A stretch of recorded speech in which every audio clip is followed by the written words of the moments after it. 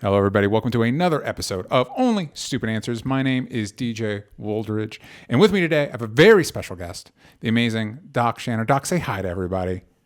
Hi, everybody. So, people might know you from working on Strange Adventures, which is in comic stores right now. Go to your local comic shop today and do curbside pickup and wear a mask and wash your hands and all that stuff. Yep. You might also know you from Future Quest. You worked on Doom Patrol. And I think my first exposure to your work was actually your run on Flash Gordon with Jeff Parker. Oh, cool. And so, in part of that run, the Flash got a good costume redesign. Were you responsible for that costume redesign?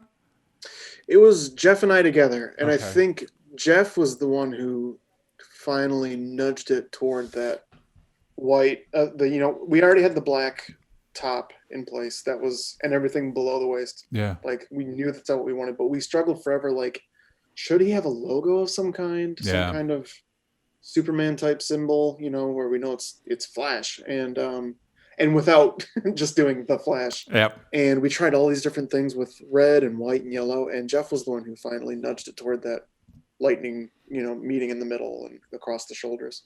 Well, I think it's a great redesign. There's a lot of push and pull with like redesigning characters' costumes, and there's a few that like in my mind, there's like, oh, that's how you modernize a costume. That Flash Gordon, your guys' redesign of Flash Gordon is one of them.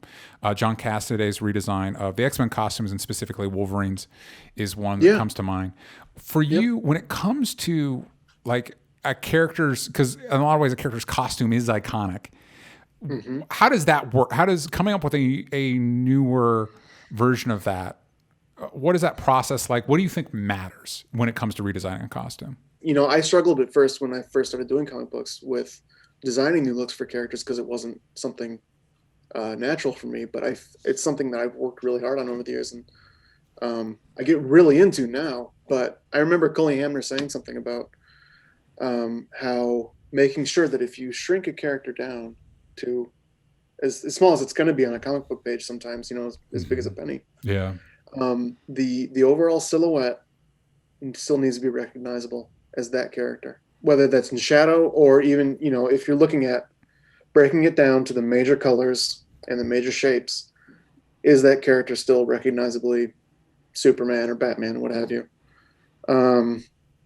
So for me, it's just about taking the most iconic parts of this 80-year-old character Yeah. or however old, and finding the most intrinsic parts of it. Like when you look at him, you know that that's who the character is, and then there's little ways around that to adjust things and bring new elements to that costume, but keeping the original largely intact, I think, is key. But that's there's also great examples of going completely the other way, Yeah. where you're bringing something completely new and fresh, like Jamie McKelvey's Captain Marvel design. That's a complete 180 for that character, but it made sense and it was a brilliant design. Yeah.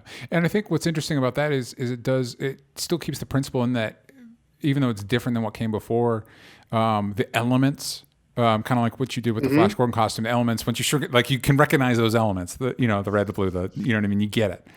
Yeah.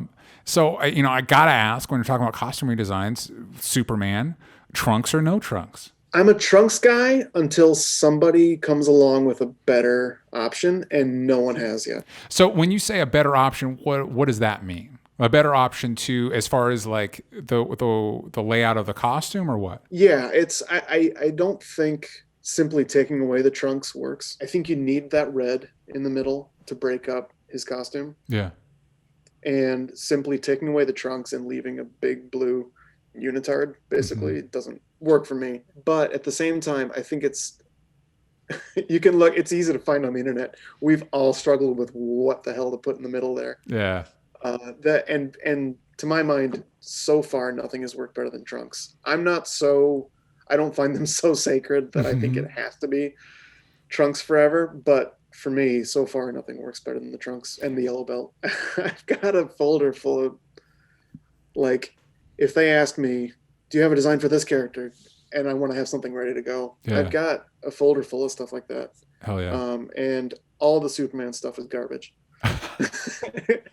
Because it's It's iconic for a reason. Where can people find you? What stuff are you working on? Remind the boys and girls at home. Best place to find me is at Doc Shaner on Twitter. I'm on Instagram and Tumblr and all the other internet places if you search for me. But I'm working on Strange Adventures with Tom King and Mitch Gerrits. Issue 5 is out September 1st. Stay tuned for that. Check that out. Also, a lot of comic shops are doing curbside pickup, or at least wear your mask, wash your hands, all that stuff. Yep. But still go support your local comic shop however you can safely. Absolutely. Follow Doc online. You can follow me at DJ Talks Trash. You can follow this podcast at Only Stupid Answers, but you're going to want to yank the vowels out of stupid on Twitter. If you want this full discussion, you can go to patreon.com/only stupid answers. I want to thank everybody who joined us live today. And Doc, I want to thank you again for joining us. I really appreciate it. My pleasure, DJ. This is awesome.